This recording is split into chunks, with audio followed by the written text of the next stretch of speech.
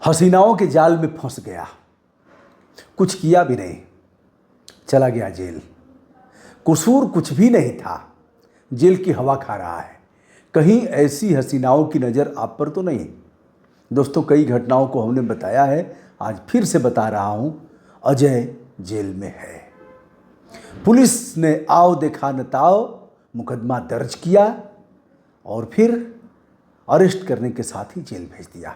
Police इस मामले में रिस्क लेना नहीं चाहती। एक हसीना पहुंची थी थाने पर, थानेदार से कहा, हुजूर मैं रहने वाली हूं फिरोजाबाद की और अजय तोमर नामक व्यक्ति ने हमें बुलाया कि घर पर हमारे कुछ काम है, अमुक काम में मैं ट्रेंड हूं। सर पहुंची, उसने मुझे कुछ खिलाया, खिलाने में कुछ नशीला पदार्थ था, फिर हम अचेत हो गए। बेहोशी की हालत में उसने मुंह काला किया। हुजूर हमारा अपराध दर्ज करिए और उसे जेल भेजिए। ऐसे कमीने लोगों को जेल भेजिए हुजूर, पता नहीं कितनी लड़कियों का जीवन बर्बाद किया होगा।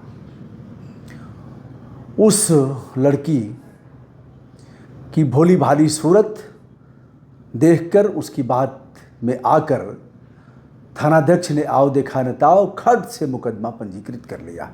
ऐसे मुकदमा पंजीकृत हो गए तो आपको गिरफ्तारी दिखानी होगी और एक्शन में आना होगा। इंस्पेक्टर महोदय एक्शन में आते हैं। अजय तोमर नामक व्यक्ति पकड़ लिया जाता है। पकड़ने के बाद वह जो कुछ कहता रहा, उसकी बात नहीं सुनी गई और फिर भेज दिया गया जेल। परिवार वालों ने कहा, हुजूर उसका कोई दोष नहीं है, उसने किसी प्रकार का कोई रेप नहीं किया है। हुजूर यह देखिए कॉल रिकॉर्डिंग, यह देखिए उस लड़की ने कितनी बार इसको फ़ोन किया है, कितनी बार मैसेज किया है।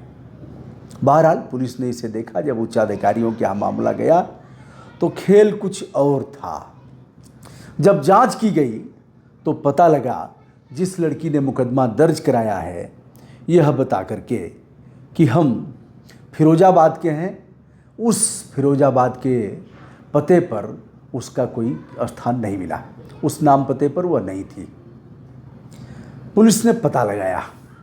अब जो चैटिंग थी उसको भी खंगाला। उस चैटिंग के माध्यम से पैसे की मांग की गई थी। 15 लाख रुपए से शुरुआत हुई और फिर 5 लाख तक मामला आया। 5 लाख दे दो, हम कोर्ट में बयान बदल देंगे, जमानत हो जाएगी, उसका जान बच जाएगा, नहीं तो हमारे बयान पर उसको आजीवन कारावास की सज़ा होगी, 10 साल से कम की तो नहीं होगी। हुआ क्या, ज्योति, तनु और शाइस्ता परवीन, 3 का गिरोह। इस गिरोह में और भी लड़कियां हो सकती हैं।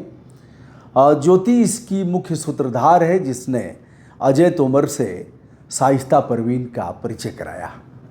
शाइस्ता का कुछ और नाम रखा गया था, असली नाम शाइस्ता है। और तनु भी इसमें इस गैंग की सक्रिय सदस्य है। प्लान बनाती हैं, प्लान बना करके ऐसे भोले भाले लोगों को फंसाती हैं हनी ट्रैप में, मीठी मीठी बातें करके अपने चंगुल में फंसाती हैं, फिर एन केन प्रकारेण उनका दोहन करती हैं। डरा कर धमका कर बहुत से लोगों ने आत्महत्या कर लिया होगा।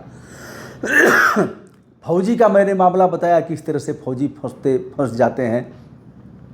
पाकिस्तान की लड़कियां इस तरह से हमारे फौजियों पर डोरा डालती हैं। अब ज्योति ने परिचय कराया शाइस्ता से, तनु से, उसी में बातचीत होती रही। बातचीत के दौरान जो कुछ भी हुआ हो, लेकिन ऐसा कोई काम तो नहीं हुआ। लेकिन अजय तोमर फंस गया। फंसने के बाद अब पुलिस इस मामले में सक्रिय हुई। जब उच्चाधिकारियों का हस्तक्षेप हुआ, इस मामले में 2 लड़कियां पकड़ी जा चुकी हैं, 2 पुरुष सदस्य भी हैं, उन पर भी पुलिस लगातार उनको पकड़ने का प्रयास कर रही है और एक महिला अभी पकड़ा जाना शेष है। लेकिन अजय तोमर तो अभी जेल में है। अब एक कानूनी प्रक्रिया है फिर से उसे जेल में निकालने का।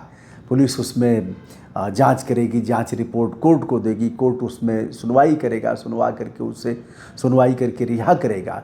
लेकिन 9 अक्टूबर की घटना, हमें लग रहा है कि 10 तारीख को वह जेल चला गया होगा, अभी तक वह जेल में ही। अब कब तक जेल से आएगा, प्रतिष्ठा धूल धूसरित हुई। बहरहाल किनको किनको चिल्ला चिल्ला करके बताएगा कि साहब हम हनी ट्रैप में फंसा लिए गए और ऐसे ऐसे हमारे साथ हुआ था। अब इसमें यदि पुलिस ने जांच किया होता, अब सुप्रीम कोर्ट का आदेश है कि कोई भी संज्ञेय अपराध आप दर्ज करेंगे और दर्ज करने के बाद उसकी सर्टिफाइड कॉपी देंगे पीड़ित को, फिर उसे अरेस्ट करेंगे। लेकिन यह तो मना नहीं किया है कि इस पर आप प्रथम दृष्टया न देखें। आपको प्रथम दृष्टया देखना चाहिए। आप खट से वहाँ के ग्राम प्रधान का नंबर मांगते कि अपने गांव के प्रधान का नंबर दीजिए, क्षेत्र पंचायत सदस्य का नंबर दीजिए, जिला पंचायत का सदस्य, अपने गांव के 2-4 लोगों मानिंद लोगों का नंबर दीजिए। उस गांव में आपका आरक्षी जाता, आप ही के थाना क्षेत्र का मामला था ना, खट से आप अपने बीट के आरक्षी को भेजते और सब पता करके दे देता।